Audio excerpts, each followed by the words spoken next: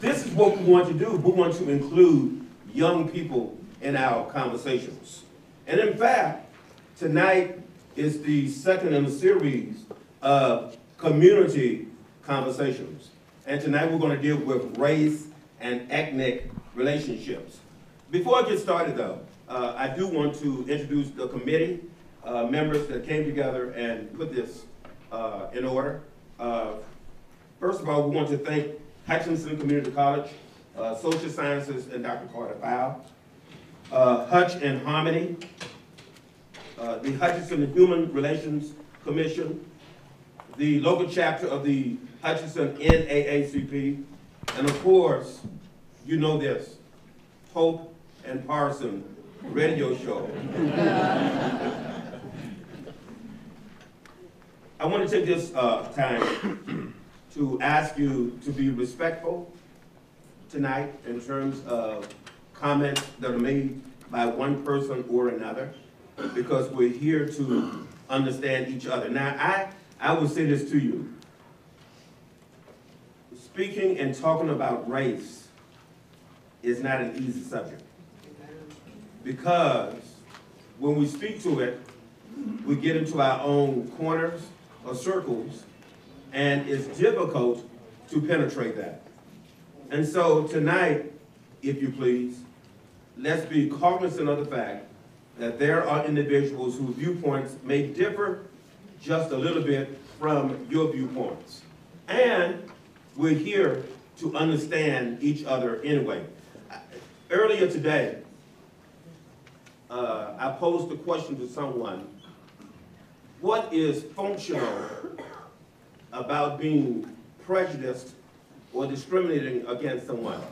And I brought that question forward in part because obviously someone is benefiting from the prejudices and discriminations that we see in America. So what are the functions of racism and discrimination? I want now to introduce the panel to you, and we're going to start with, if you open up your booklet.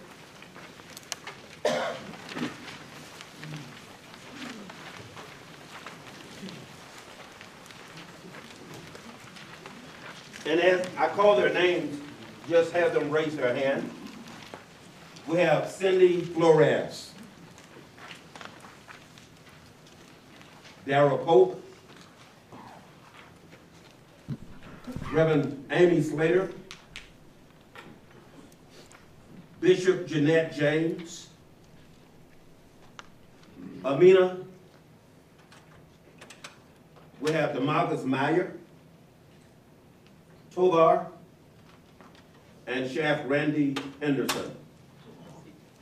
Our moderator tonight is none other than Reverend Jeff Slater, the pastor of First United Methodist Church, downtown Hutchinson, Kansas. Let's welcome our moderator.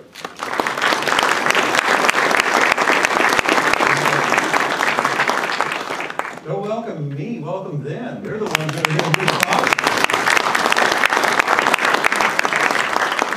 Well, I want to thank everyone for coming out too. And I want to start by letting you know what my fear is.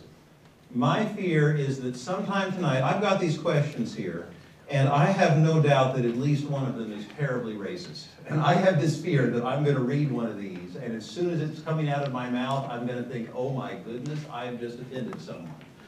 That is a fear that I carry, and it's part of it is recognizing that I'm more racist than I'd like to think. And I think part of what we learn at events like this is that it's true of all of us. But here's the thing. Being afraid to ask, being afraid to talk, doesn't make any progress for ourselves or for anyone. And if you think about it, the fear of offending someone is also kind of a form of respect. The reason you're afraid of it is because you respect that person. So I hope tonight we can have some kind of an atmosphere of forgiveness, and if I ask that question, go easy on me, okay? Correct me, but go easy on me too, please. And the same goes for everybody. So like we said, what we're going to do is the first half of the evening tonight is primarily going to be a discussion with the panel. I have questions for them. We're going to have them answer it, and there might be a few times where we throw it open to all of you in the microphone. But the second half of tonight, I don't want to ask any more of my questions. I want to know what questions you all have for the panelists. They are very interesting people.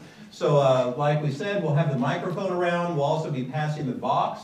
In fact, I think we're just going to kind of keep the box moving all evening. So just use the paper in front of you, throw a question in, and they'll bring it down to me. And probably we'll have enough questions that we won't be able to get to them all, but even the ones we don't get to will help form future conversations. So ask away. With that said, I'm going to sit here, and I want to start by just going down the line. And maybe each of us, Dr. Parson was good enough to say your names, but maybe you could say your names again and describe your background to us. All right, you want me to start at the end, maybe? Yeah. Okay, so my name is Amina El-Amin. I'm a junior at Wichita State studying social work, and I actually work at the Boys and Girls Club too, so I feel a little bit at home. I'm a YDP at the Boys and Girls Club, and I'm a Kids Lit facilitator there, so yes, that's been one of the best experiences thus far. And my parents are originally from Sudan, so that is Eastern Africa. But I was born in Brooklyn, New York, and I was raised in Wichita, so lots of places to call home. I'm Amy Slater. I am a pastor, and I am on this panel due to nepotism. I'm married to the moderator. But also, I just want to share my journey as time permits. As I grew up in St. Charles, Missouri, just a few suburbs and a river away from Ferguson, and growing up there was not aware of all of the policing and the various factors that contributed to the more recent protests, and that's why I'm here. Randy Henderson, I'm the sheriff of Reno County, and I'm a homebody compared to these two young ladies. I was born and raised in Hutchinson, grew up, went through Sherman Middle School, Hutch High, Hutch JUCO, was hired on the police department in 1976 and worked there 25 and a half years before becoming sheriff in 2002. Good evening. I'm Bishop Jeanette James, and like some others, I was raised here in Hutchinson, went to McCandless, and then to Central Junior High, which I miss that it's gone, and then to the high school. I first experienced, I think, my beginning of understanding racism was when I was in first grade, and our first grade teacher flunked all the black students that went through her class there in McCandless, Miss Humanette. One of the black families protested, and finally they dismissed her, and she went back to Little Rock, Arkansas. And that would have been in 1956, 55, 56, so it's been a while. And just growing up here and then having served as missionary to 42 different missionary assignments around the world and experienced all these beautiful people and beautiful experiences, but also some experiences that I'm sure that we'll all be able to share, you know, those kind of experiences that might benefit by sharing and what we learn from those experiences. So hopefully that's why I'm here. Hello, I'm DeMarcus Meyer. I'm 16 years old, and I'm currently a junior at Hutchinson High School, so I'm kind of a younger member of the board. I have a multiracial background. The three main races that are involved in that are white, black, and Indian. And I was born and raised here in Hutchinson, Kansas, so I'm very fortunate not to have dealt with the intensity that some areas have of racism. But I have had my shares of it, being a multiracial person. But I persevere on and keep my faith in God. My name is Daryl Pope. I was born and raised here in Hutchinson, went to school K through 12. Excuse me. Went to work at Cessna, Eaton, General Dynamics, and retired there after 44 years. And president of the NAACP in this local unit. Hi, my name is Cindy Flores, and I was born also and raised here. I actually work right now presently with the ESL as an ESL instructor for ISDAC Reno County Learning Center. I've seen racist actions in our community, but here lately I've seen a lot more of it. So we'll talk about that. Hello everybody, my name is Esmeralda Tovar Contreras. I am a junior nursing student at the University of Kansas, Rock Chalk Jayhawk. My family and I came from Mexico City, Mexico, when I was 2, and I've lived in Hutchinson, Kansas ever since. I'm also a member of the Roberta Theory Society and the National Association for Hispanic Nurses. I'm also a DACA recipient, so that in itself is a lot to take in, especially with status in this community, and so we will definitely be speaking about that today. So. All right, thank you all. This is a beautifully colorful panel, and it is a joy to hear all of this and talk, and I can't wait. Well, I guess part of me dreads some of the stories that we'll probably tell. But part of me can't wait to see where we get because of it. Well, why don't we jump right into some of the hard parts? Would some of you be willing to share some stories of how you've experienced racism or race in general? And I hope that what you share is not so much what you've seen or stories you've heard from others, but what you've experienced your own self. Anybody brave enough, bold enough to go first? I'll start off. Here lately, with everything coming out to light, I really found out a lot about my true friends, people and kids that I went to school with. You know, we had that interrelation connection. We'd sleep at each other's house, and you know, we'd go to each other's house to eat. And here lately, within the last 2 years or so, I've actually had to defriend a lot of those friends because the true colors are coming out now. Now, are you talking in regards to the immigration debate? Just, I'm trying to be more specific. A lot has to do with the immigration issues, yes. I'll share. We could talk all night about experiences I've had, not something that somebody told me or that I heard, but something that I actually experienced myself. But, excuse me, I had a rude awakening when I was growing up. I had a rude awakening from the time that I was a young child until I went to school. And while I was, before I went to school, I thought that, I was living in a utopia or something. Everything was going good and well, and then when I started going to school from my kindergarten up through the 12th grade, well, I started learning that that I was treated and thought I was different. And I could just name experiences. For instance, one of the experiences that we had was they used to have a story in school called Little Black Sambo. And it was Mother Goose or whatever you want to call it, one of those stories. And I can remember the teacher reading it. And it happened at the time that I was going to school. We lived in a neighborhood where we were the only black family there with kids. We had a couple of elderly people there. But anyway, the school that I went to at that time, we had neighborhood schools. And we didn't go across town or anything, so we went to Allen School. At the time, we were the only family there along with a couple others. And what they said was, this teacher read the story, and then I was in a class of all Caucasians. And the teacher read the story and said, well, do we have anybody in here that looks like Little Black Sambo? And everybody, Darryl. And of course, they laughed and everything. And then then there was another incident where I was, I went to Liberty, which is now called HMS 8, I guess. And one of the things that was popular back in those days was after school, you'd go to the drugstore, to the soda fountain. And everybody would back in those days, a popular drink was Green Rivers or Cherry Coke or root beer float and those kinds of things. So you'd go to the store, or to the drugstore, and there was a drugstore on 13th and Main. And we went there, and all of my classmates would go in there and get theirs, and sit down at the booth and get theirs in a glass or something like that, and I'd get mine in a paper container to take out with me. So, I mean, I can tell you a million experiences that I've experienced, not something I've heard, but something I've actually experienced myself right here in good old Hutchinson, Kansas. I think some of us that grew up here can relate to at the Fox Theater, only being able to sit up in the balcony with black children. And also skate nights were, what, Thursday nights for blacks? Yeah, a lot of us had that experience here. Oh, And so you mean Thursday night was for? the only time, yes, we black people could go skating at Wow. the skating rink.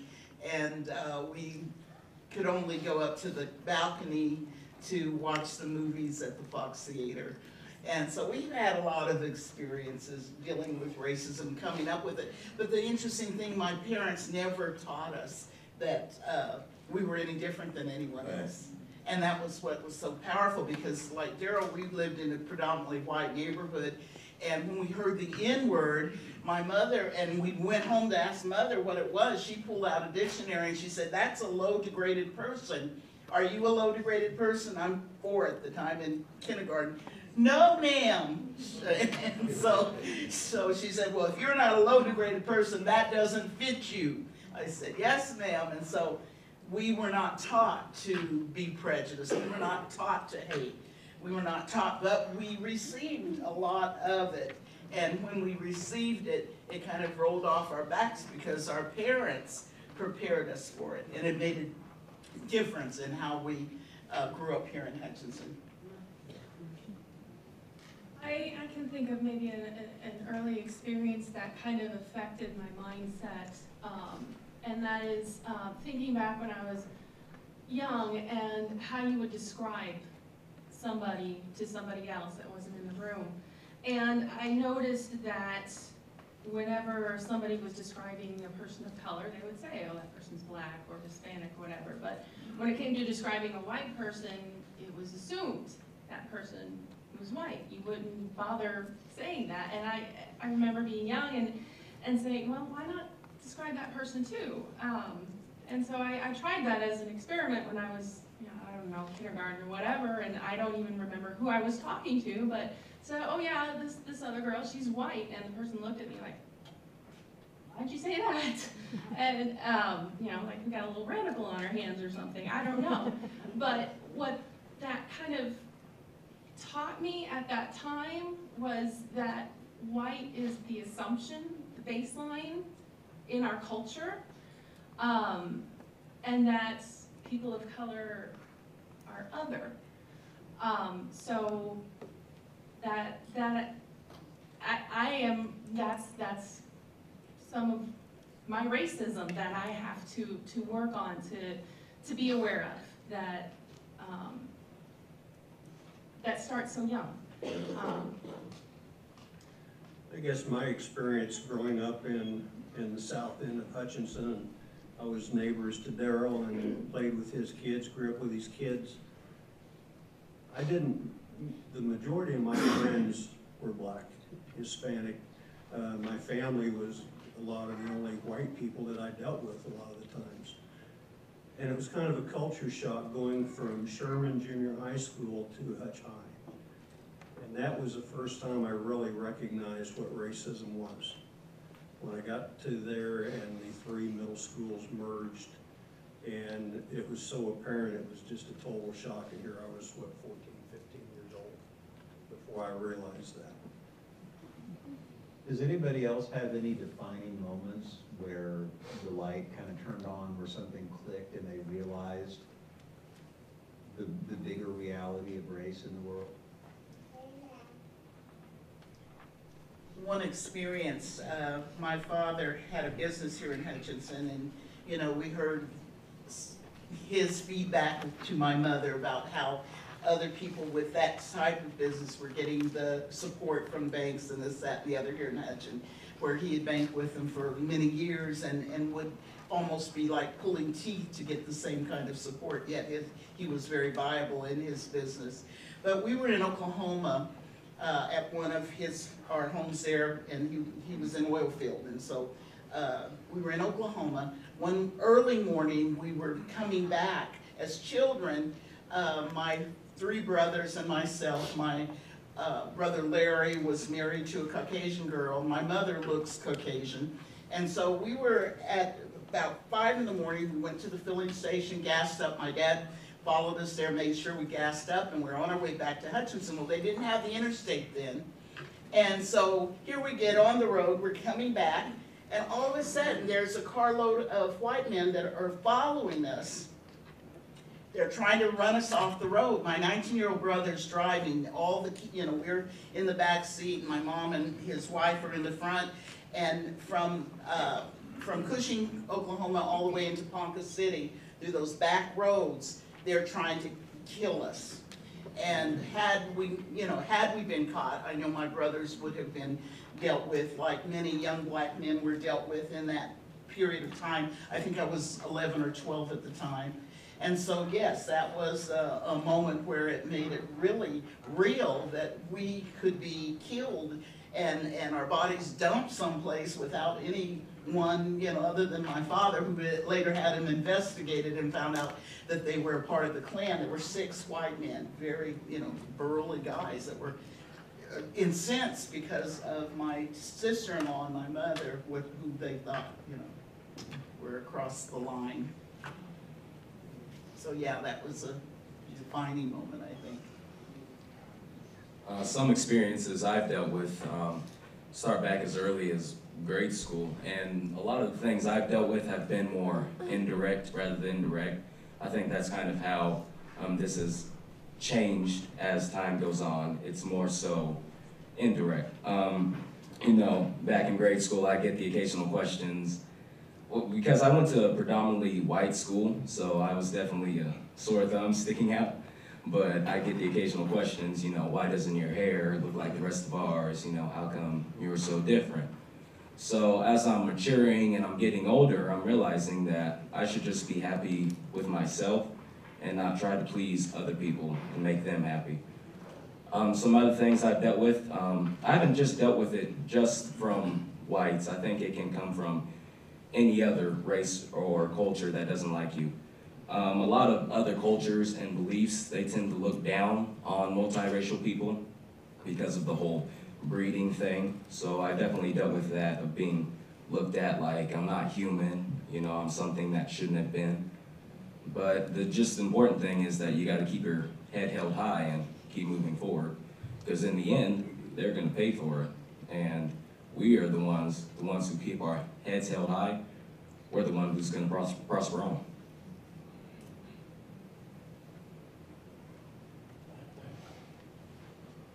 So bonus points, if anybody can think of a way that I'm almost afraid to ask this, but I want to know. Has anybody experienced, or how have you experienced racism even in the last week? And maybe it's something as overt and bold as some of these bigger stories from the past, or maybe it's just that implicit, assumed kind of bias. But how have you experienced it? I can tell you experience that I've had in the last 2 weeks, and I was telling a friend of mine about this. I was out at Walmart shopping, and I was going down the aisle, and you know how they have these little areas out there where they're giving away samples? People come by and they give them a sample and try to sell them a product. So I was walking along, and I was quite a ways, behind where they were doing it, and so I was kind of glancing up as I walked along. And I seen the lady, older woman, she'd get up and say, well, how are you this morning? She'd, show them, do you have a sample, et cetera, et cetera. And so finally I got closer to where she was at, and close enough for her to recognize or acknowledge me at least. And she started getting busy down here doing something, fumbling around down there, and so I just stood there a minute, and then I went on, and I, just out of curiosity, I turned around and looked back. When I looked back, well, some folks behind me, well, how are you today? Good morning. I said, and I said, well, if I had even thought that I was going to buy that, I never would have bought it after that, But that was just in the last 2 weeks. Right, and just last week, I'm adopting my great niece and nephew, and he's 9 years old, and he attends a school in Wichita, and his teacher came out to the car, and she was telling me how he and some of the other boys, he's the only black child, well, there's a mixed child and a black child in his classroom, and so she brings him out to the car, and she says, oh, Darian has done this, that, and the other. He said this, but he, with some other boys, but you know, and then she explained the situation. But there were, in terms of her following through with any of the other parents, making it an issue greater than kids just messing around. It wasn't like that for him. It became, well, this is, you know, this child needs to be set aside, looked at differently than all other kids. And some years ago, and I think I went to Hence's class, and it was a number of teachers. I used to teach at Hutch High School. And one of the teachers there had contacted me to come to one of the South Hutchinson schools to help her discipline a third grade black child. And it was like, how is she disciplining all the other third grade black children? I mean, you know, children. He's a third grader, you know, same kind of issues that others have, regardless of the skin color. You set him down, or you send him to the office, or you know, appropriate discipline. And then another experience with Daryl and myself, I worked as the assistant president or vice president of NAACP for a few years, and we were called out to some schools on more than one occasion where a black child was made to be pointed out as a troublemaker, this, that, and the other, where in, you know, if we compare the same type of activities and attitudes of some white children, they were not called out. They were not made to feel like they were the bad guys, or they didn't get it on their record that this child is incorrigible, when indeed our black children are, and it starts very early. And it's such a sad thing to think, and for teachers to not understand this, that there needs to be, years ago there was what was called sensitivity training, and I think we've dropped that. I think we need to get back to it, because you see the same kind of issues and problems happening that were dealt with at one time and are not now. And as you said earlier, it's a new, you know, things are resurfacing, and we need to do something, especially when it comes to our children being, you know, set aside as the incorrigible ones just because they're black, and not being treated like all children equally, with the hopes that they're going to succeed. Oh, and that's another, now, you know, come on. Yeah. So I'm realizing that my questions are leaving out the white people. So maybe there's something to that, but one more, then I'll get one. Maybe I'll start with you on the next one. Let's start from the outside in on this one. One thing that I've never experienced is my own personhood, my own race being the center of attention any differently than it usually is. But perhaps I'm being slightly racist and asking you to speak for everyone like you, you know. But what is it like to have the big issue getting so much national attention be identified with you and the way you look? So whether that be immigration, whether it be building the wall, whether it be DACA, whether it be the Middle East, and whether it be wars and that sort of thing, terrorism, what is it like for your race to be the center of attention?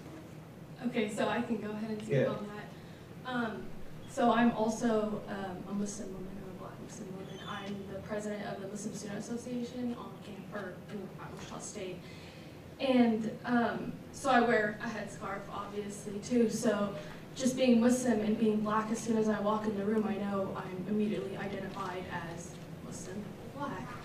And it's difficult. It's like being shoved on stage and given a microphone, because you're automatically assumed to have the answers. You're automatically assumed to just essentially know everything. And I think it's draining, and it's exhausting to carry that weight with you, essentially, to carry the weight of, you know, whatever assumptions people are assuming and such. So just, I mean, we, as a Black woman, as a Muslim woman, I wasn't born knowing about my oppression. I'm still learning and unlearning things. So I think it takes some kind of entitlement to go to someone who's a part of a marginalized group and just have them assume that they know the answers to your questions without having done research yourself. So I think once you take it upon yourself and, you know, Google, the internet, anything like that, you know, doing a little bit more research on what you're about to ask, and then asking, I think that there could be more meaningful dialogue right there. So instead of just coming to you and saying, well, those terrorists, what are they thinking? How do their beliefs lead to this? Yeah, and another thing Assuming is... that you speak for them. Yes, and then another thing is coming into a conversation knowing that regardless of what labels I might hold, I'm also a human. I'm also a human being, and I don't, just kind of just recognizing that this person is like me, this person also goes through A, B, C, D, you know, throughout the day. So it's difficult, and also just being a student leader on campus at Wichita State, it gets exhausting. I come back and I'm tired and I'm upset and I don't know how to deal with, you know, whatever emotions I'm feeling sometimes, because a lot of times just feel like I have to speak for everyone. I have to speak for, and I know I've signed up and committed to be the, you know, president of MSA or whatever it is, which is the Muslim Student Association, but it's hard and it's difficult to have to carry that weight with you, and sometimes you have to kind of pick and choose your battles, kind of pick and choose what you're going to give your energy to and what you're not going to give your energy to. So, yeah. Well, I feel a little bad that you're on stage with the microphone right now, but I'm glad to know how that feels, because I never considered that. I think it's both empowering and exhausting, like you said, because, you know, people are looking up to you, people are coming up to you and asking all these questions, and as soon as the Jimmy Kimmel segment hit, you know, people were coming up to me and asking Would you say questions. more just in case somebody doesn't know? Yes. Recently I was on the Jimmy Kimmel Live show regarding DACA. So the segment was called MAGA versus DACA. And I was confronted by 6 individuals who were very strong Trump supporters, very, very conservative in like everything that they believed in. And, you know, it was just very difficult to get through, but I believe that it had its purpose, because it had a purpose at the beginning and the result was completely different from what they were expecting. But I believe that it truly showed a lot of people's colors, and after it did come out, a lot of people came up to me or like sent me messages for support, and like some people telling me like, hey, you know, it's still wrong to be here, right? Or telling me that maybe you should like do something more about it, and it was kind of difficult to be in that situation where everybody thought that I knew everything, because when I came home, the very first thing I told people was, hey, I'm not an immigration lawyer. Okay, I can't be your immigration lawyer. I don't have those qualifications. But I can tell you my story. You know, I can tell you like the specific things that my family and I have had to deal with. So going back to that, it's very empowering, uplifting, but also exhausting, because I still have a family. I am also a person. Every person has its limits, and I believe that everybody should be treated with respect. They're entitled to be respected. And so at that point, knowing that you are somebody that other people look up to, it puts a lot on your shoulders, but also helps you know like what it was that you did to be there for other people, to stand up for other people and advocate for other people. It's very, very uplifting.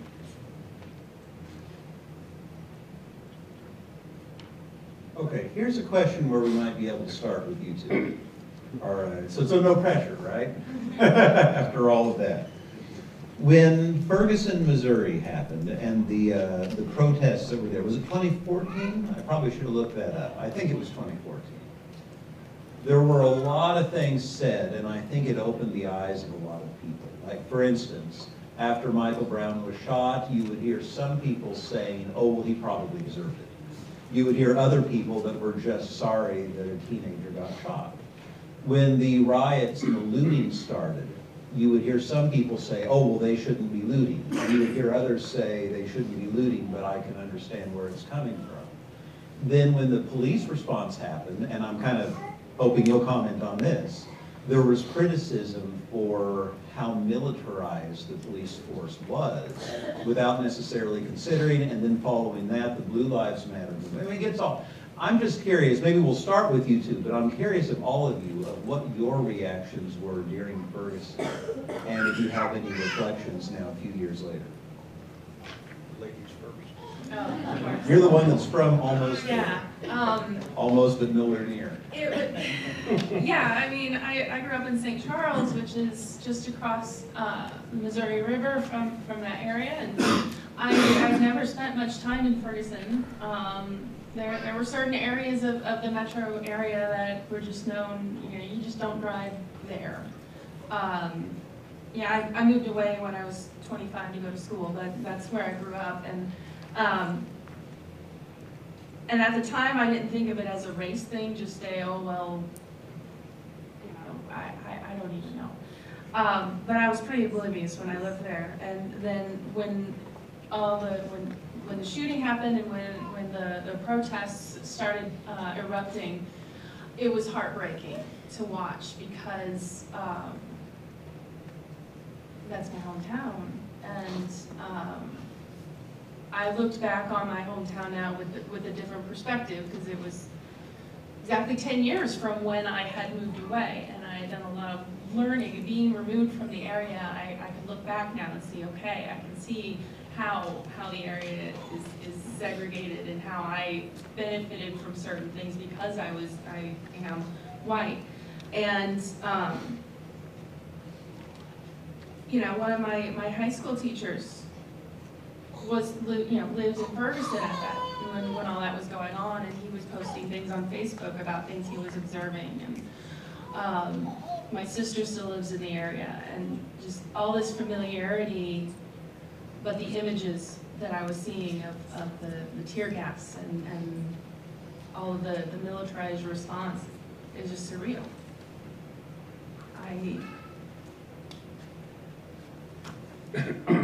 From my perspective, it was very frustrating watching from the get-go on that, knowing that through the media you were getting very tainted stories.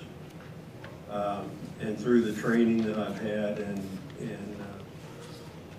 speaking with officers that were there going through training, the information we were receiving the first 48 hours was nothing close to what was actually happening. The things that you didn't see was the peaceful protest by the citizens of Ferguson during the day. And as soon as it got dark, those people went home and the rebel rousers from the outside came in. That's when you start seeing the militarized activation. Let me say this. We recently got a Bearcat armored vehicle. And a question came up was, aren't we being too militaristic?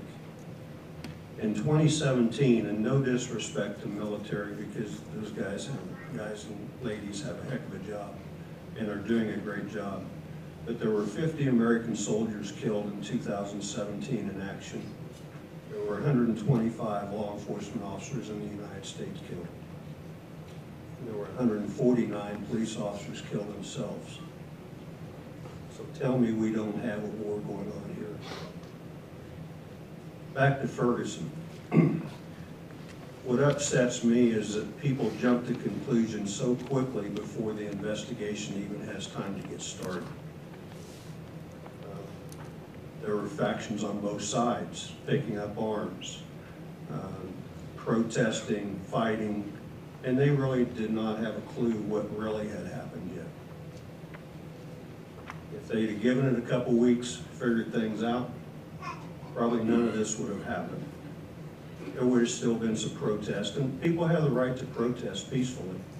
It's when you start tearing up other people's property, and I've never understood that. I grew up in the late 60s when we had some riots in Wichita, through the Rodney King stuff. And the protesters never tear up their own property, or never tear up other people's property, they tear up their own. And I've never understood that concept. What are we benefiting from that? But it was very frustrating that we don't have the time to do the research, to do the study, to find out exactly what happened before we start jumping to conclusions and making accusations. My question, I guess, from hearing that is how many young black men were killed in the course of that same year? Wish you'd call me today, I could have researched. I As I imagine, maybe 1,000 plus. I do know statistically there's more whites killed by law enforcement than blacks every year. I know, I was just thinking. Yeah, numbers and of you're probably people. right. It could be percentage-wise, you could be correct. But I think one of the counter, and I hear you, but I think one of the counter arguments is that the waiting oftentimes takes too long. And yes, we want to be fair, but sometimes something needs to be said. That's correct. Oh, it needs to be said, and, you know, so much when a child's walking down the street, what was a 12-year-old with a toy gun, and he was shot and killed because he was black with a toy gun. And had he been a Caucasian child walking down the street with a toy gun, do you think an officer would have pulled up and automatically killed him? I don't think that would have happened. And so things do need to change. We need to be aware of those things. Does anyone else have an experience to share of Ferguson and when that happened? My experience was, went through several emotions. One is you're surprised. The other is you're angry. And the other is one of the concerns that I always had about a situation like that was with all of the training. You know, we know that there's a lot of information here that's shared about the law enforcement training and the requirements you have to meet and all that sort of thing. And when you have to end up killing somebody, when you got all these other what I would consider options available to you, that's the thing that always concerns me. It just seems as though we have to use the maximum force when we're dealing with somebody of color. Any other time we take all kinds of options and considerations and that sort of thing. And that always is angering to me because I think that it's sending a message out there that either you do what we say and to the letter, or you can lose your life. And it seems like that's an example, or that's a message that's being sent to African Americans by law enforcement, and that's what's concerning to me. And as a mother of a black son, you know, and my son, you know, that driving while black, he was in Wichita, he'd gone to a movie, and he was in his dad sells cars, and he had an old convertible that, you know, that was down, and it was 2 o'clock in the morning, he's coming home, and he went through Vicksburg, and he saw an officer sitting on the side of the road, and of course, anytime you see an officer, we're automatically going to slow down, but he wasn't speeding, and he said he went on out, you know, through Vicksburg, and he was over by, I don't know, it was Edgemore or whatever, and the officer pulled him over, outside of Vicksburg, and the first thing the officer came up and said to him is, "Boy, what are you doing in this neighborhood this time of night?" You know, and my son, who was not raised, you know, to be racist, he just said, "Officer, was I speeding?" He said, "Yes, you were." He said, "May I see the radar?" Officer said, "No, I've already erased it." Okay, so he gave him a ticket. My son went to court to fight it. They're in Vicksburg. And it was a little house, you know, and we went to the court, and they go into the kitchen with the district attorney area and ask if you want to make a deal and, you know, just pay the fine and go. And my son said, "No, I was not speeding. I saw the officer. I asked to see the radar. He wouldn't let me." And the district attorney asked the officer, "Is that right? You know, did you not let him see that?" And he said, "Well, I didn't want him in my car that late at night." And so when we got to the judge, and the judge found out what the officer had done and said, he he turned beet red and told the officer, the district attorney, to step out. They stepped out and he came back and the judge stood over my son and we're sitting there, last people in there, and he stands over my son and he says, don't you dare ask him another question, because by then they were, you know, doing the diagram on the, you know, blackboard and whatnot. And you talk about intimidating. I felt like if, you know, we might not get out of there alive. But my son, of course, he was saying, well, officer, didn't you, you know, and he went on asking a couple more questions, but we made it out. But in any case, it was a tough situation. And I think any mother who has a son is concerned about how that son is going to make it through. You know, and I still talk to him about, Lee, if we get stopped for speeding or whatnot, don't say anything, you know, just go along with it. You know, whatever they go along with it, don't even, you know. And I think we do train our sons, we train our children out of fear for their very lives that they may not make it home just because of a ticket for having been stopped for speeding or whatever. And it's real. I've heard that called the conversation. It is. One that I've never experienced. Something similar that happened, you know, regarding Ferguson, obviously all the feelings and the emotions were completely mixed between people. One thing that I really dislike is seeing, you know, either Hispanic man or Black man, age 42, you know, did this, and then when it's a Caucasian male, it's just says, man did this crime. And it's never specified, his race is never specified. And kind of going off of like similar story that you just said, when I was in junior high, my mom was dropping me off at school. I was a 7th grader, and you know how at Trinity they have like an officer that checks like your speeds, like when you're going by Lorraine, 17th and Lorraine sometimes. They do that like once a year. Well, this day particularly, my mom was dropping me off at school, and she pulls into the parking lot, and then we see sirens behind our truck. And she's like, I don't know what's going on, what's wrong? I told her, I don't know, Mom, like, I don't know, you weren't speeding. She's a saint, she doesn't speed or anything.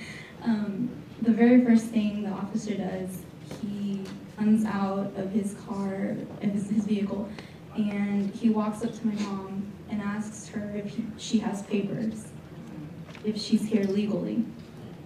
I was a 7th grader, and so he told her that he didn't see a seatbelt on me when I was riding in the front seat. And I said, I had it on the whole time. My mom, you know, before we leave the house, we make sure that the seatbelts are on and we say a prayer every single time before we leave the house. So, you know, I knew I had my seatbelt on. But knowing that, you know, that the very first thought that came to his head was to ask her if she was here legally, you know, that kind of made me realize a little bit more regarding status. Because before then I didn't really, you know, think about it, because my childhood was absolutely amazing. You know, I never had any problems with race. Nobody ever said anything to me directly. They would say to my parents, you know, they would come up to me and explain, you know, sometimes people can be hateful, but you never treat them with that, the way that they treated you. You always treat them with that same respect that you would treat anybody else, you know. And so, yeah, that's an example. I think with me, the event, I really haven't had a defining personal experience, but it really helped me realize a lot of things, like how poisonous social media can be. Because one thing I've heard from past generations, you know, I haven't lived it, but my understanding is that this has been going on for quite some time now.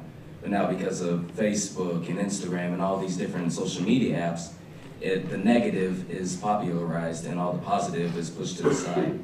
So I think that's not recognized enough. And another thing I think that isn't recognized enough is that innocent life loss is innocent life loss, regardless, you know? And I think that we can really cure this whole disease that's been spreading throughout is if all of us try to look at the different sides of the spectrum. With the Ferguson shooting, you know, the man that lost his life, that was somebody's baby. And they lost their life. And I know that it's also frustrating for officers because their brothers in arms are constantly doing things that they were not trained to do. And they have families that they have to go home to. So I think we all need to realize that when we look at these different sides of the spectrum, we're not all that different. Life lost is life lost. That's true. Well, I want to open it up to everybody else, but I'm a pastor, and I have to ask one question before we do. What role does your faith play with regards to race? Now, I don't know all of your religious backgrounds, and just because I'm a pastor, don't think you have to make up a good godlike answer. Nobody else has. But I ask it anyway. For those of you that have a good answer, what role does your faith play in this? My faith plays a real important role, because if it wasn't for my faith, I'd be an altogether different person. So my faith plays a very important role. You know, I believe that that you're supposed to love your neighbors, you do yourself, and treat people as you want to be treated. And I try to practice that, because if I acted out the way I really feel sometimes, I'd be an altogether different person. I know myself as a Christian, I have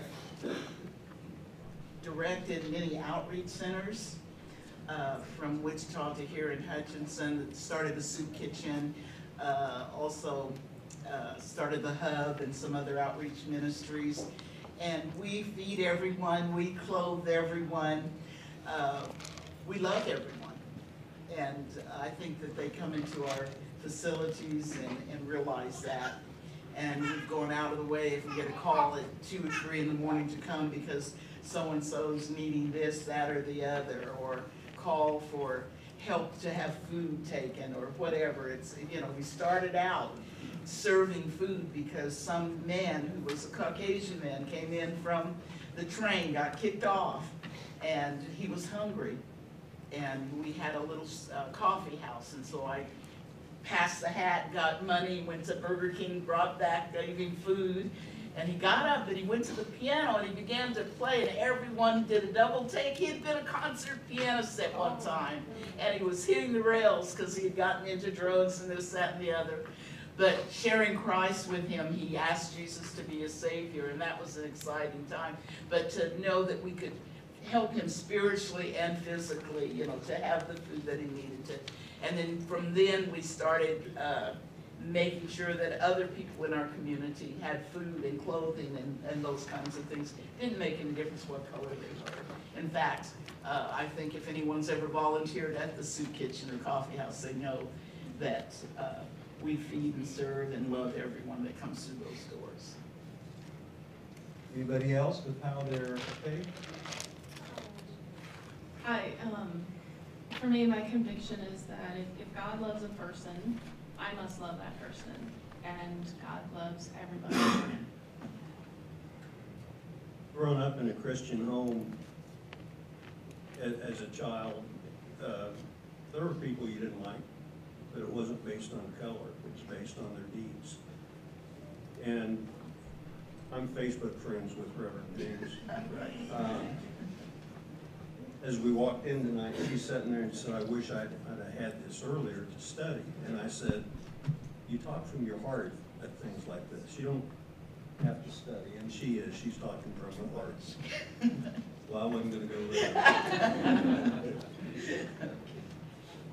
Anybody else, or shall we open it up? I think with me, my faith has given me a certain level of confidence to take on the world and its problems. And also it's helped me realize not to recognize a certain pigment of your skin color, or a certain amount of melanin in your skin as a different race. It's really helped me realize that overall there's really one race, and that's the human race, and we're all a part of that. And also I'm a person who,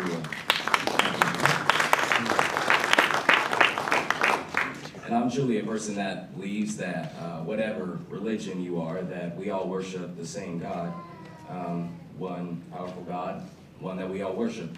That's personally what I believe. So I think that the God that we all worship intends for all of us to look at each other no differently than we look at ourselves, to love each other as we love ourselves. And that's really the mindset that I have, that my faith has given me.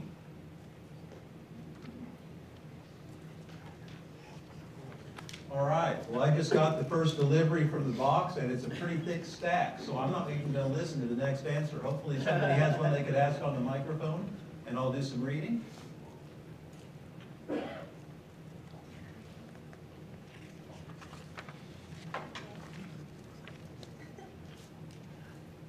Hi, my name is Joe Mora. Specifically for DeMarcus, of course anybody else can answer. My children are mixed race as well, Hispanic and white. Do you feel a lot of pressure to identify one way or another? And second question to that, if you do you ever feel like people are putting down the other half of you? Well, I've dealt with a lot of that. Having black as a part of me, the world tends to, not the world, but the USA tends to recognize mixed people who have a hint of black in them. They tend to recognize them as black and only black, so I've definitely had my fair share of that. I think it comes down to when your children, when they take on the world, how do they want to be viewed? Because with me, personally, I'd like to be recognized as multiracial, but if the world calls me black, then the world calls me black, I think multiracial children, they should be raised to realize that every single part of them is beautiful. Their white's beautiful, black beautiful, their Mexican is beautiful, all of it is beautiful. So if the world calls you a specific one of those, they'll already be ready for it because it's beautiful.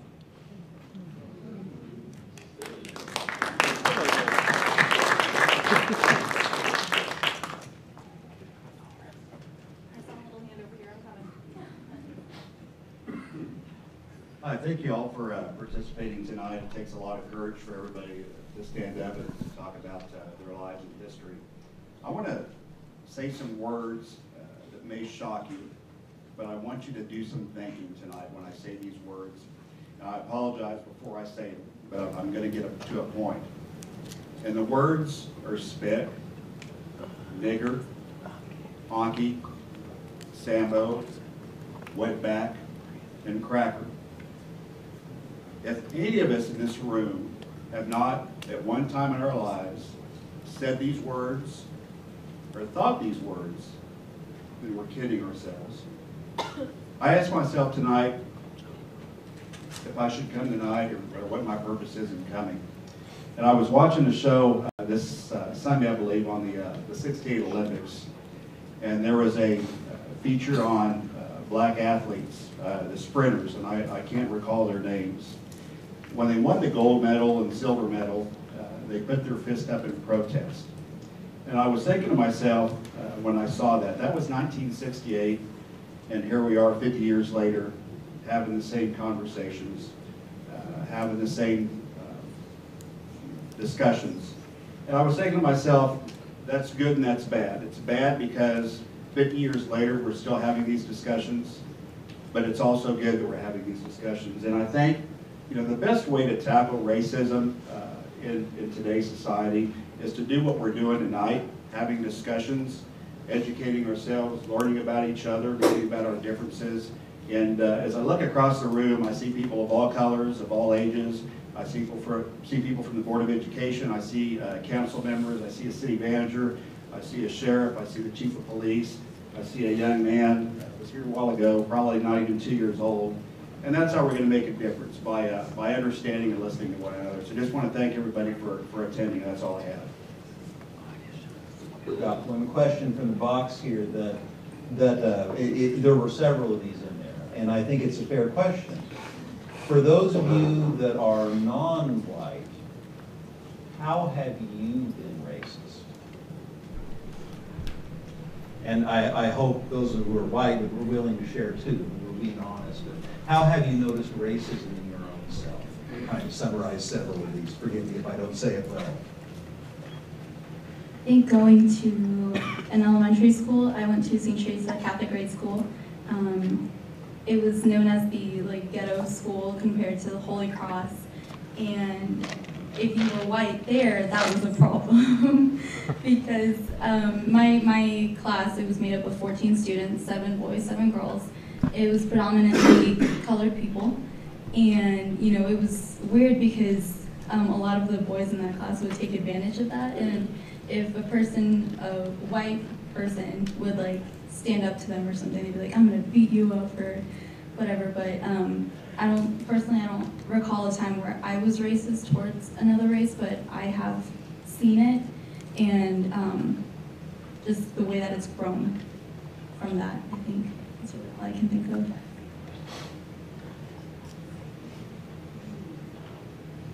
I think I can relate to something like that.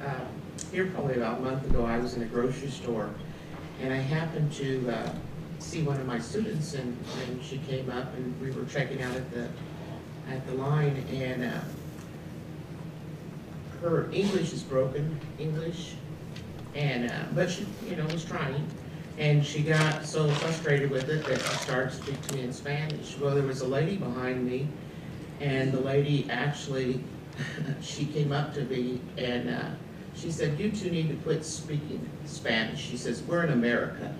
And I'm thinking, wait, a flashback, I've seen this someplace, But I explained kindly to the lady that this is, I'm proud that I speak 2 languages, and that hopefully, it's no offense to her, but I was going to continue speaking the language because that was a language that we were comfortable speaking together and making sure that the lady got a full understanding of what was going on. So, it reminds you things that you see on TV and you're thinking, oh, it's never going to happen in Hutchinson, Kansas. Well, it did. Darryl? I never considered myself as being a racist, but I felt there's people that I didn't like. And I based that on how they treated me. And if someone gave me the respect that, that they expected and that sort of thing, that's how I base my relationship with people and other races. And but I don't consider, I don't put everybody in the same bag or paint everybody with the same brush. It's the way they treat me is the way I try to return that treatment. But it's not, I don't consider myself as being a racist. I have some likes and dislikes. If I may chime in, one of the questions I didn't have time for is that I remember a time when I was a kid that I was invited to go to an African-American church. And all of a sudden, here I was with my dad surrounded by African-Americans who I'd had very little interaction with so far. And it was my first experience of kind of being on the other side, is that a decent way to say it, of being the minority. And I think that's part of what those questions are going at, is do any of you have an experience of being in either a position of power or lack of, or different than what you normally experience? We do, all of us. Every day. Yeah, we grow up being the minority, we grow up. But I mean the opposite though. Have you ever had an experience of being in power, of being around somebody like me, like little white me going to an African American church and feeling so isolated for the first time? Have you ever been on the other side of it as well? Where I've been empowered by, Yeah. Not necessarily, but I have a tendency to speak out now. I used to not speak out when I saw racial injustice, when I, when she saw someone being taken advantage of like that. If I'm in a line and someone's hurting someone else, I have a tendency to stand up for them, and so that, in that way, yes, I will speak out more. If I'm treated badly, where I used to just take it and just go on and, oh yeah, I'll say, honey, please, that isn't the way that you should treat people. Or if you're, for instance, my mother's in a facility now, she's 94, or 95 this year, and I can't lift her anymore, move around. So she's in a facility for nursing care. And I spoke to them just the other day because every time I would come in, she would be the last one to be helped, into a room. She, when I went there a couple days ago, in the evening, it was 7 o'clock. They were just helping her cut up bread to eat. Her full meal was set before her, and it was cold. They serve at 5. And so I asked the young girls, I said, well, it's 7 o'clock almost, what's happening there? Well, we've been busy getting everyone else in bed, and we've been doing this and we've been doing that. So if it's racist that I am, I did say, you need to treat everyone equally here. It is, and this isn't the only time I've come in here to check on her at night, and she's been the last one to be put down. So please think in terms of that. If you have an order, then, you know, follow that order and not just leave her, single her out to be the last one taken care of. Okay, I promise this is the only time I'm going to take advantage of being the one holding the microphone. I know I'm not on the panel, but I'm going to answer that question. So I am of mixed race. I am part German, part Pakistani. And recently I became a mother. I have a 10-month-old, beautiful little baby boy who I love with all my heart. I was raised in a primarily Caucasian community. My sister and I were some of the only kids in our school who weren't Caucasian. So I have lived a lot of my life in white normative spaces, and I have always thought myself of this is normal to be in both because that's what I grew up with. Recently, with the polarization in the country, I noticed that my shoulders hitch a little bit the more I'm around people who are white. And I think it's because I don't always feel safe, but I think that that's something that everybody identifies with in themselves in one situation or another. And I certainly try to always remember this is another human being that I'm talking to. They have a history, they have, you know, family members. They're somebody's baby, they may have babies of their own, but I think it would be dishonest of me to say that I didn't sometimes experience that hitch in my shoulders around people who don't look like me.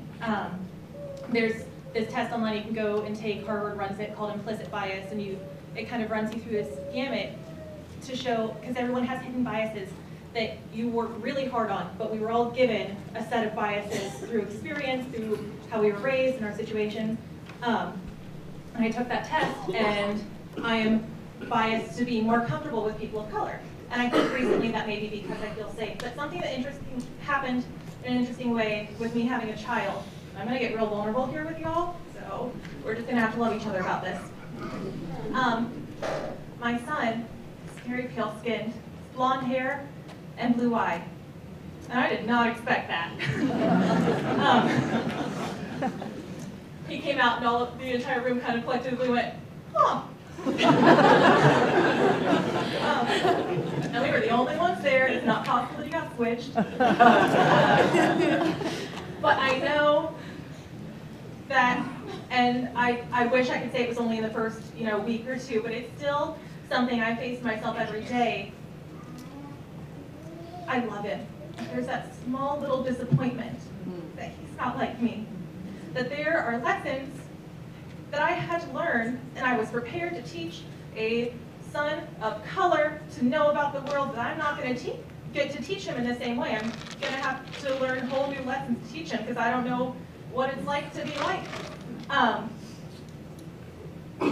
And while I sincerely always endeavor to love the people around me and never hold malice in my heart, I know that that is something that I will have to face every day of my life. If I have a son who is blonde hair and blue-eyed and pale skin who may never ever look like me. And I will love him still every day of my life. But it's something that I was shocked that happened. I was shocked that I felt so disappointed. I felt so disappointed. Especially having grown up in a white normative space. Every day my mother would walk me to school and the kids would look at her and they'd look at me and they'd look at her and they'd look at me and they'd go, you're adopted. Because my mama has blue eyes and pale skin and real light hair. And now I'm going to spend the rest of my life trying to assure people that he's not adopted or that he really is mine. And so that is a piece of racism in my heart that I grapple with and probably will continue to work on, but I'm not there yet. And I think it'd be dishonest of me to not say that. That'll be the last time, sorry.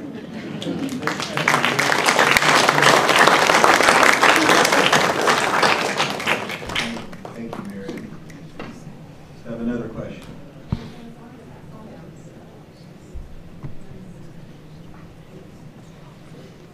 Hello, some of you all may know me, but let me introduce myself. My name is Glenda Theus.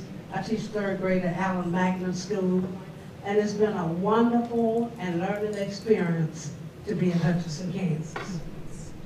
I've been teaching for 20 years plus. And I feel like in this day and age now, and what's happening, it's up to me to teach my children that color doesn't matter. It's how they treat each other. When I teach my kids, you respect each other. You respect each other's opinion. Take care of your classmates, this type of thing. And when I go home and look at my president that is talking racial comments, what do I have to lose?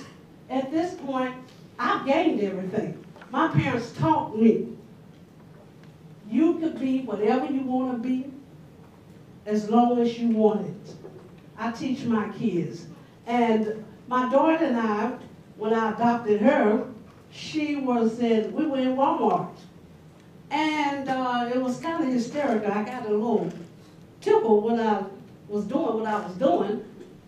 She was over here at the cash register, and I was like wiggling around trying to get in the clearance section. And when I approached her back up, the lady at the register asked me, they asked her and said, "Where's your mother?" I just said there, well, for a while, let them look for her, okay?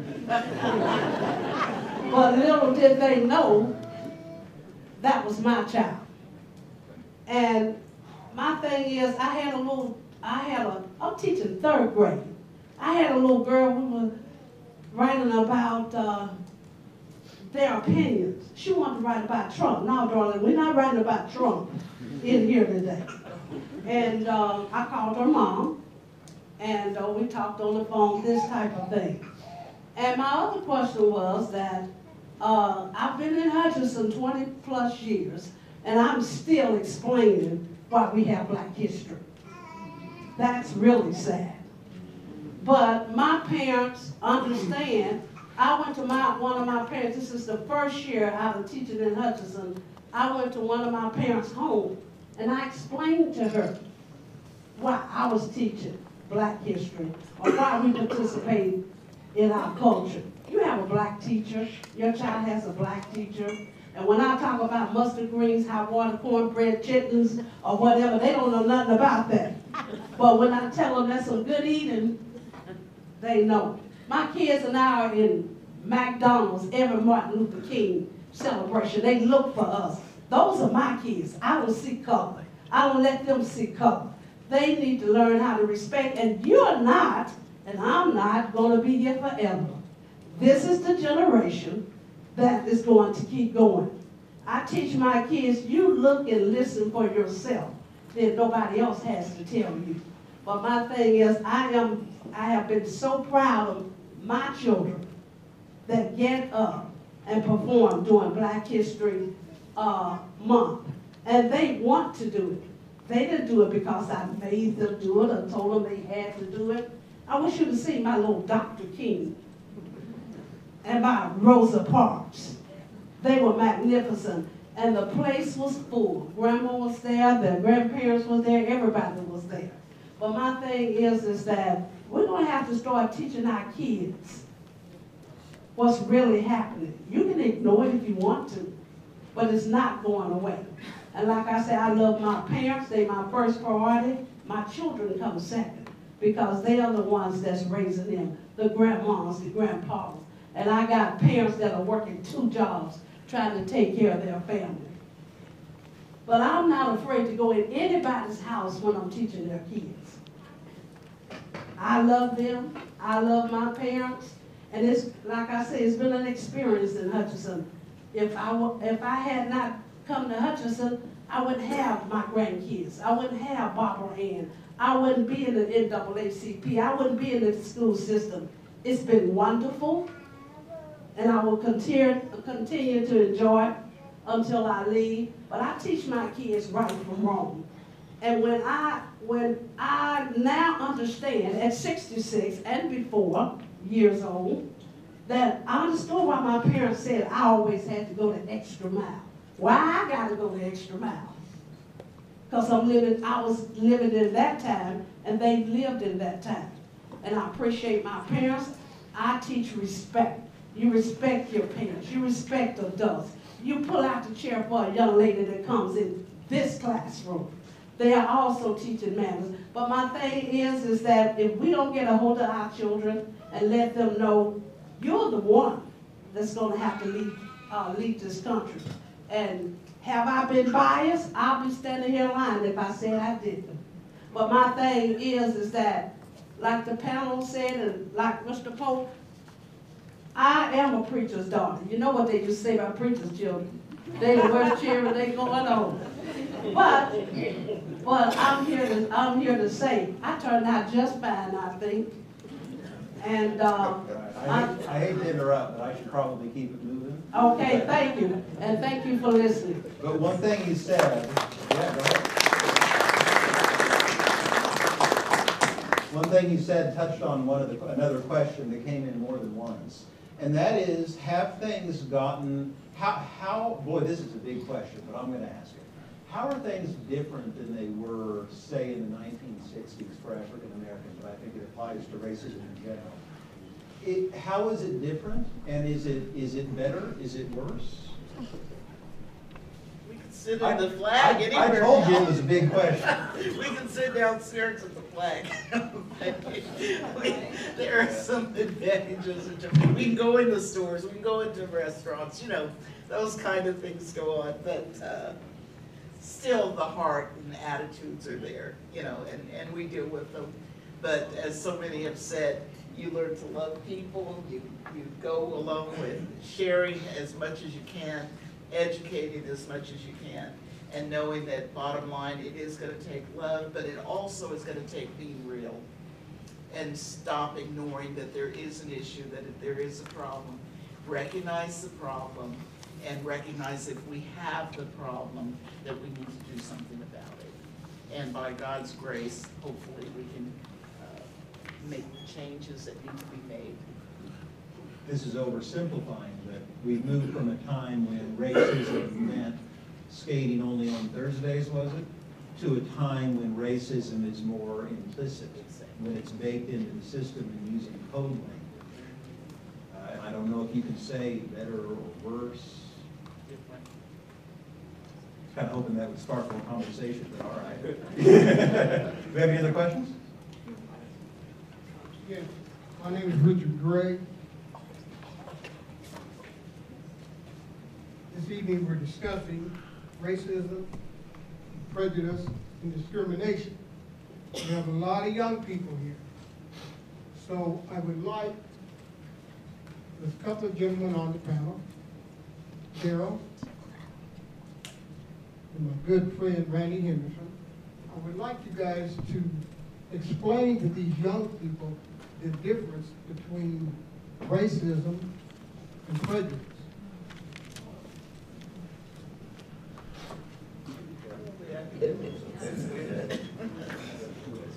Well, what racism is when you have you're in the position to have the power and the authority to affect someone's opportunities. And prejudice is when you have some biases against someone, not necessarily, you know, you can be prejudiced about a lot of things. But there's a difference. Racism is when you have the power and the authority to control somebody's well-being or whatever, and prejudice is disliking or you know, is a personal type situation.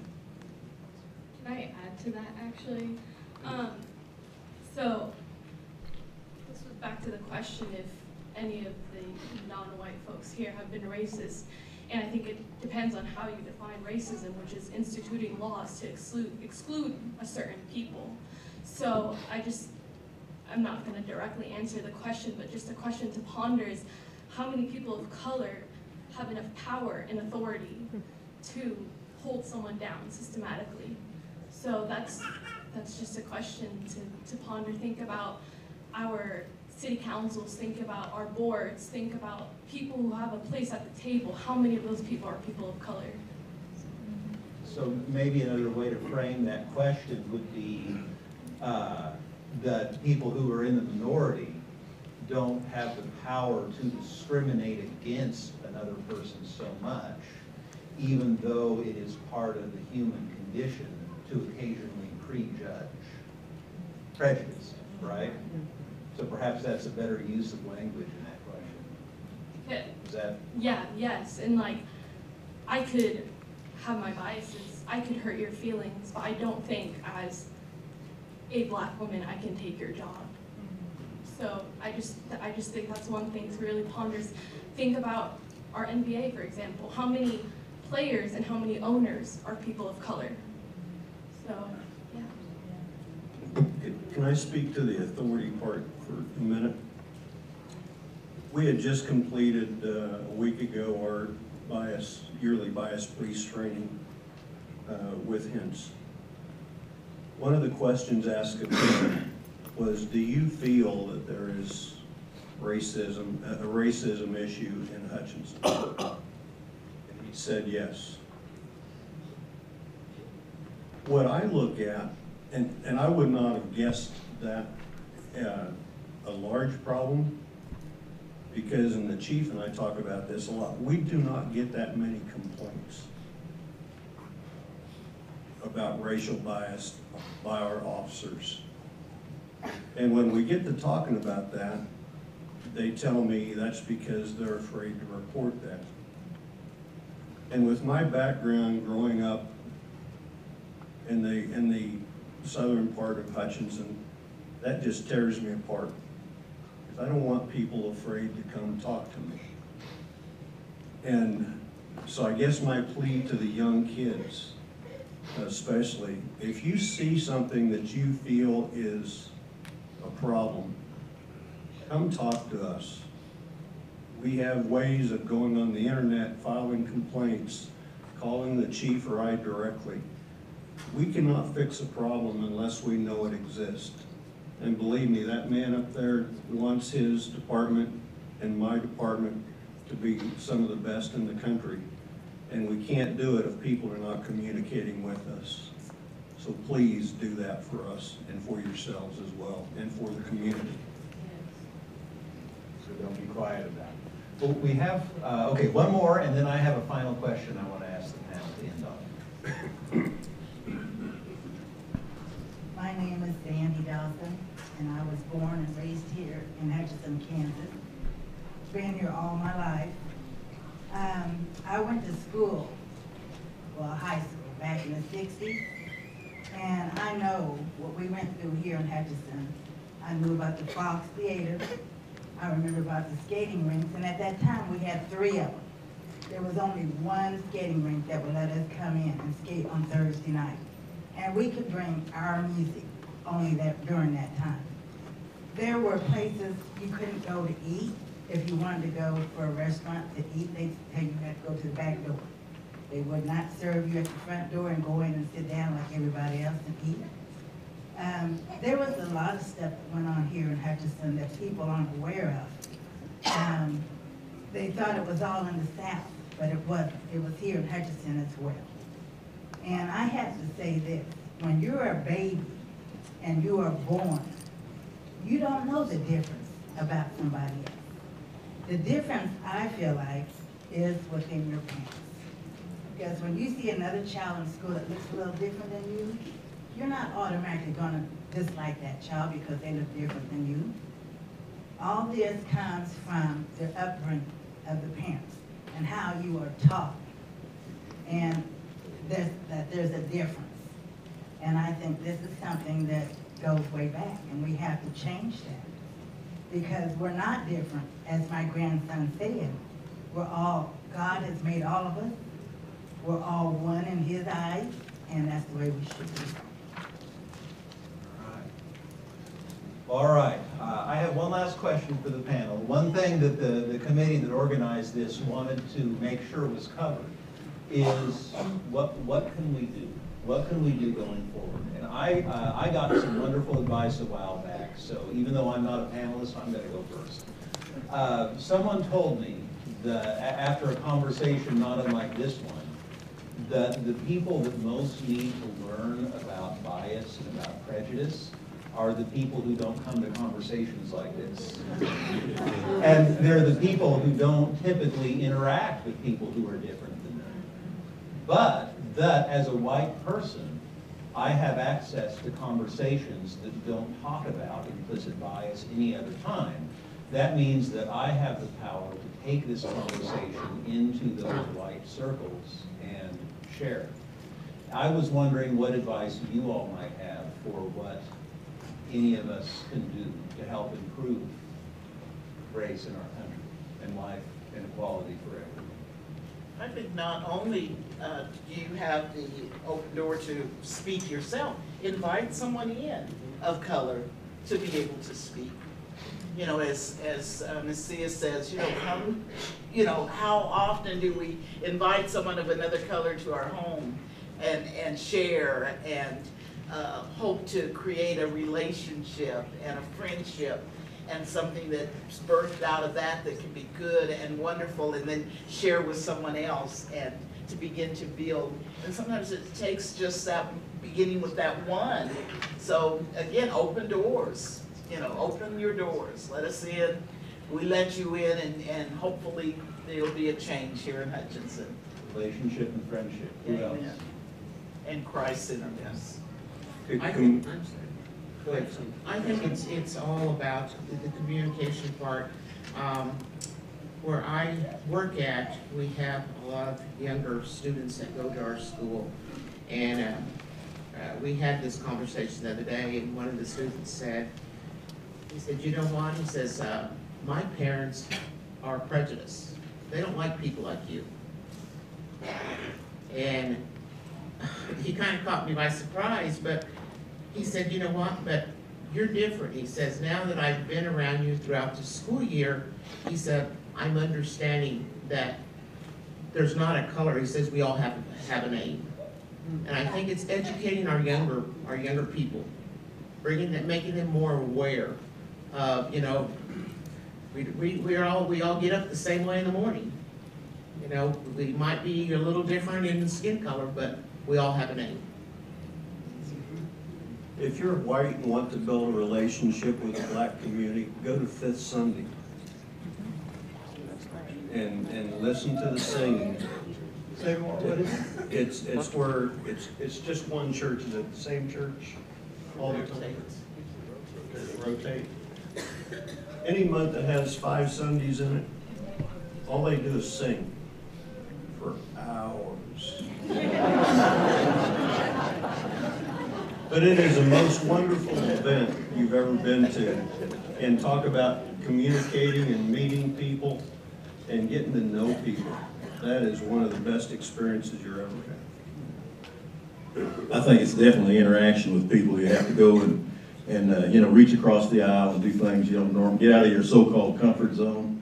I can remember a situation, like I told you, I worked at Cessna, and at lunchtime we would all go in the cafeteria there to eat, and normally, everybody would get, you know, the people that you interacted with would sit at the same table. And I had a guy come in and ask me one time, a Caucasian fellow, I said, Daryl, I said, how come when you guys come in here, you said you guys are always talking about integration and stuff. He says that when you come in here at the lunchroom, I see you all sit at the same table. Why don't you just go somewhere else and sit with some other people? And I said, well, when I can see you guys come in here, you all sit at the same table. Why don't you start going and sitting at other people's tables? So I said that to say that, you know, when you start interacting and finding out that everybody's human and everybody has the same wants and desires, it's like an individual said one time, you can make a list and put 10 things on there that are important to you that you want, and then put my name on it, because we're not that much different. I think we need to remember that all lives matter, not just one specific group. I think every single life matters. I believe, you know, just because of one person's mistakes, that doesn't mean we need to move forward and think that any person with that background or any person with that job is bad, because not every cop is bad, not every cop is good, not every Hispanic person is illegal, not every, you know, African American person is whatever other stereotypes that we may give them. So we just need to realize that we need to love each other as we are and grow towards something better, be better, and be open to cultural diversity. Because if we're open to cultural diversity, we can grow together, not apart. I think there's a few things we could do, but the main thing is that every action that we take and everything we do, we have to do it with love and through love. These things such as prejudice and racism, they all stem from hate. And Dr. Martin Luther King said it best: darkness cannot drive out darkness, only light can do that. Hate cannot drive out hate, only love can do that. So I think we all have to have that mindset of love through everything we do. And also, as it was said before, let your voice be heard, stand up. You know, my parents raised me not to be silent, and I think that's something that we should integrate throughout all generations of people. And also, another thing is, I acknowledge the officers in the building. I want to thank you all for your service and protecting us for everything you do. And the reason I said that is because many ethnic groups were having these problems with police brutality and things like that, because we're not letting these struggles be heard, and we're not trying to attack the problem. We're making enemies before we're trying to make allies. So I think we need to have the mindset of, they are my friend, they are my brother, they are my sister, and things will turn out for the better.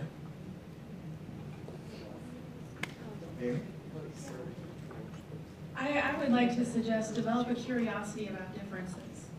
I've heard a lot of, some things about we're all one color, or that the only difference is that we're different colors, but there's a lot more that makes us different from one another, and that is a good thing. And to be curious about, why somebody likes a different type of music from me, and also how all these different experiences have informed how you interact with the world. So be curious about one another, not to the point of being overbearing and making somebody stand for their whole race, but be curious and learn about one another.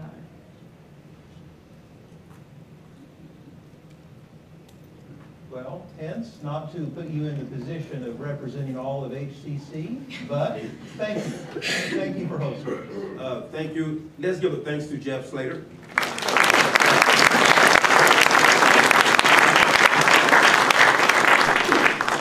Now, just for a few minutes, may I give you Parson 101 on race relations. What a dynamic group. Richard Gray, I want to address your question about prejudice and discrimination. Everybody, prejudice is an attitude, negative. Discrimination will be the action. Now, depending upon prejudice and discrimination, will depend upon what category of people we can assign to those areas. For example, you have what is known as individuals, unprejudiced, non-discriminators. These are individuals who do not have a negative attitude, nor do they discriminate. The question of the hour is, are there such individuals? Are there such? Don't answer the question. Ponder it in your mind. Then you have the unprejudiced discriminator. Did I say that first of all? Yeah, unprejudiced discriminator. Now, these are people who do not have the attitudes, but yet they discriminate. Are there such people? And you know why they discriminate? Because their peers, their friends, encourage them to discriminate. Are there people like that in America? Indeed, there are. And the next category will be prejudiced non-discriminators. People who have the negative attitudes, but yet they don't discriminate. Well, how might that be manifested? Well, if I am an owner of a business, I may have those negative attitudes inside, but I want to sell my products, i.e., they non-discriminate. Am I making sense? And then the last category would be prejudiced discriminators. These are people who have the attitudes and they act upon it in terms of discrimination. My brothers and my sisters, it's nothing we can do about our color. We were just born that way. I had no choice when it came to my being born black. That was a function of not me, but the Almighty God. Another comment I heard tonight, why do black folks act a little bit different from white folks and white folks act a little bit different from black folks? Well, yeah, they're all subcultures.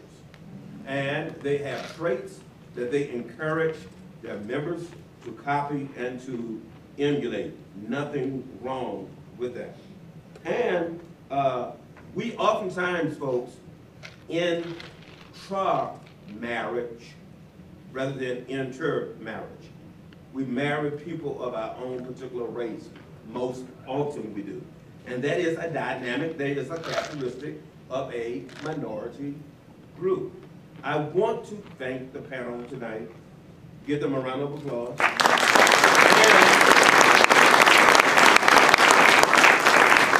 I want to thank you for coming out, and I don't know when the next community conversation would be, but I am sure you will hear about it soon. Is that right? Hey, again, thank you all. For those of you who want to continue the conversation, the panel is down here, and I bid you good night.